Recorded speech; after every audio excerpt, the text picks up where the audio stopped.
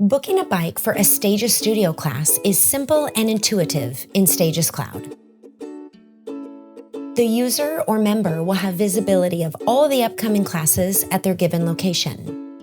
To book a bike in one of these classes, a user simply logs into their Stages Cloud account via the website and chooses the booking option in the user dashboard.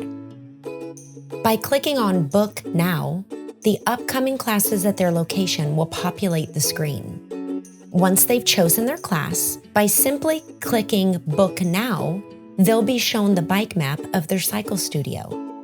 Here, the rider chooses the bike they'd like to ride and then clicks Select Bike at the bottom of the screen. A confirmation screen will pop up asking the rider to confirm their choice.